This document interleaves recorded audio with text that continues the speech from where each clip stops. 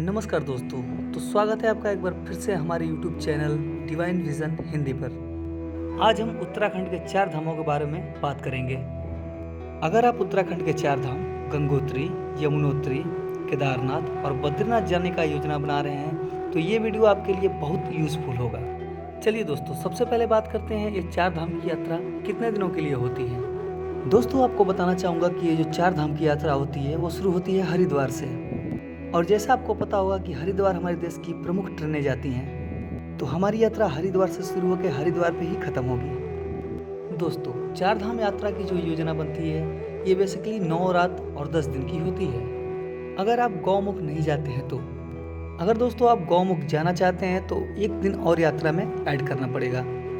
चलिए शुरू करते हैं हम हरिद्वार से। दोस्तों अगर आप ग्रुप में जा रहे हैं तो आपके लिए सबसे बेस्ट रहेगा टेम्पो ट्रेवलर। आराम से आप कंफर्टेबली जा सकते हैं। अगर आपकी छोटी ग्रुप है तो इनोवा या उससे भी छोटी ग्रुप है तो आप डिजायर या इटियोस ले सकते हैं। चलिए दोस्तों, तो हरिद्वार से हम यात्रा अपनी शुरू करते हैं। आपको जैसे कि पता है कि हरिद्वार तक देश की प्रमुख जगहों से ट्रेनें आती हैं, तो आप वहां से हरिद्वार तक आ जाएं। अगर आप फ्लाइट से आते हैं तो देहरादून एयरपोर्ट उतर के आप 4 धाम की यात्रा कर सकते हैं। चलिए दोस्तों, बात करते हैं पहले दिन की शुरुआत से।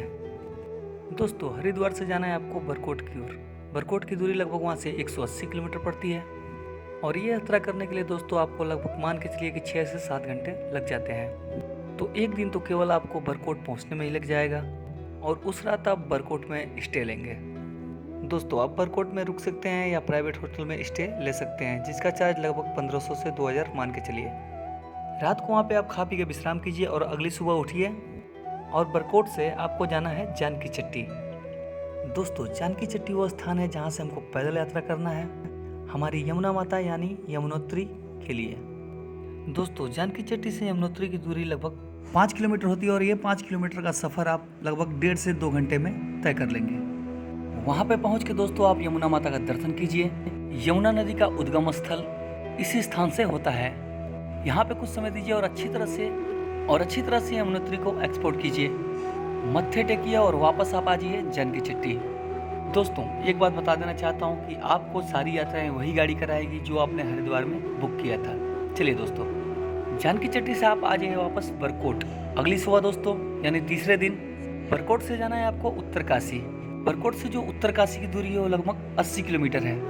दोस्तों, ये 80 किलोमीटर की यात्रा करने में आपको लगेंगे लगभग 3 से 4 घंटे और उत्तरकाशी में आप अपना स्टे बना सकते हैं। दोस्तों, उत्तरकाशी में आपको स्टे लेना है क्योंकि हम अगले धाम की ओर बढ़ रहे हैं जो है गंगोत्री।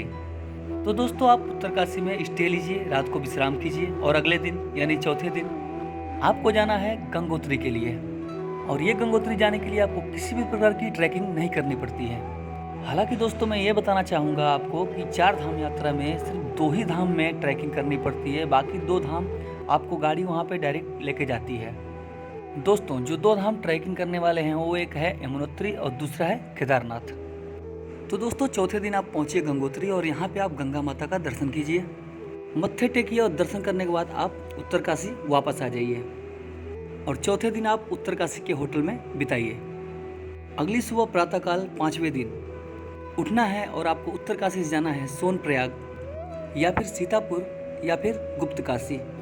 ये 3 नाम जो मैंने बताए ये वो स्थान है जहाँ से आपको अगले धाम के लिए यानी देवों के देव महादेव केदारनाथ की यात्रा शुरू करनी है। दोस्तों, हालांकि सीतापुर तक आपकी गाड़ी आती है और सोनप्रयाग तक भी आती है, तो यहाँ आप होटल में स्टे ले सकते हैं। उत्तरकाशी से सोनप्रयाग की दूरी दोस्तों लगभग 220 किलोमीटर पड़ती है और ये यात्रा करने में दोस्तों लगभग आपको 8 से 9 घंटे लग जाएंगे। या फिर उत्तरकाशी में भी आप होटल ले सकते हैं। दोस्तों, अगली सुबह यानी आप 6वें दिन आपको यात्रा शुरू करनी है यानी महादेव के लिए, जो आपका गौरीकुंड से है। दोस्तों, आप वहां से पहले गौरीकुंड चले जाइए। सोनप्रयाग से बोलेरो सुमो का साधन लेना पड़ेगा जो कि उत्तराखंड गवर्नमेंट की तरफ से चलाया जाता है। 30 रुपया 40 रुपये सवारी लेता है और आपको गौरीकुंड छोड़ देते हैं। आप गौरीकुंड पहुंचेंगे। गौरीकुंड से आपकी 16 से 17 किलोमीटर पद यात्रा शुरू हो जाएगी केदारनाथ के लिए।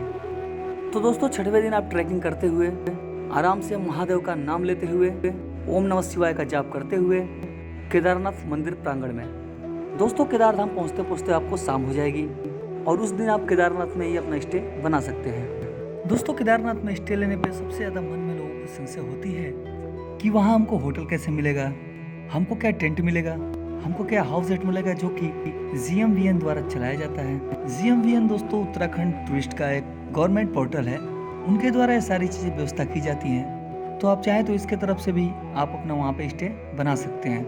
तो दोस्तों छठे दिन आप इस तरह से केदारनाथ के प्रांगण में पहुँचें, महादेव के रात में दर्शन कीजिए, आरती कीजिए, हर हर महादेव का नाम लेते हुए छठवां दिन आपका इस तरीके से संपन्न होता है। फिर आप 7वें दिन सुबह उठिए, आप महादेव के दर्शन कीजिए और अपनी ट्रैकिंग वापस शुरू कर दीजिए गौरीकुंड के लिए, या सोनप्रयाग या गुप्तकाशी।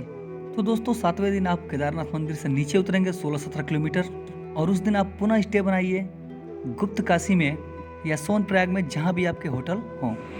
चलिए दोस्तों, अगली सुबह यानी 8वें दिन हमको सोनप्रयाग से निकलना है आपको डायरेक्ट बद्रीनाथ के लिए। तो दोस्तों सोनप्रयाग से जो बद्रीनाथ की दूरी पड़ेगी आपको 220 से 230 किलोमीटर पड़ेगी, और ये दूरी आपको तय करने के लिए 8 से 9 घंटे पुनः लग जाएंगे। तो आप 8वें दिन सोनप्रयाग से बद्रीनाथ पहुंचेंगे, और बद्रीनाथ में आप उस दिन स्टे ले लीजिए। बद्रीनाथ रुकने के लिए भी दोस्तों बहुत सारी व्यवस्था है। बद्रीनाथ का एक सेपरेट वीडियो मैंने बना के रखा है, जिसका लिंक मैं डिस्क्रिप्शन में डाल दूंगा, आप वहाँ जाके क्लिक करके देख लीजिएगा। बद्रीनाथ में आपको किसी भी तरीके की कोई ट्रैकिंग नहीं करनी है। वहाँ पे जाइए और आप बद्रीनाथ में हमारे विष्णु भगवान का दर्शन कीजिए। उस रात आप पुनः स्टे लेके बद्रीनाथ में विश्राम कीजिए। दोस्तों अगली सुबह यानी 9वें दिन जो दर्शनीय स्थल है, जैसे कि माना गांव हो गया, भीमपुल हो गया, गणेश गुफा हो गया, व्यास गुफा हो गया, विष्णु जी के चरण पादुका, और भी बहुत सारे स्थान हैं। ये सब दर्शन करने के बाद आप आइए पीपल कोटी।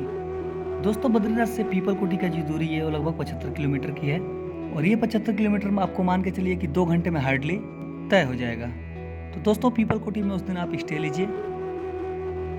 डे नंबर 9 आपको इस तरह से संपन्न होता है। दोस्तों अगली सुबह यानी 10वें दिन, ये आपकी यात्रा का अंतिम दिन होगा। 10वें दिन आप यात्रा शुरू कीजिए वहाँ से वापस लास्ट डेस्टिनेशन की तरफ, वो है आपका हरिद्वार के लिए। दोस्तों वहाँ से जो हरिद्वार की दूरी है लगभग 230 किलोमीटर पड़ जाती है। ये 230 किलोमीटर की यात्रा करने के लिए आपको मान के चलिए कि 10 घंटे लग जाएंगे। तो ये होती है 9 रात और 10 दिन की यात्रा 4 धाम की। तो आशा करता हूँ दोस्तों कि मेरी बताई हुई बातें आपको अच्छी तरह से समझ में आ गई होंगी। दोस्तों अगर हमारा ये वीडियो आपको अच्छा लगा हो तो लाइक, शेयर और सब्सक्राइब जरूर करें, ताकि हमारे आने वाले वीडियो सबसे पहले आपके पास पहुँचे। आपका दिन शुभ हो। जय श्री कृष्णा।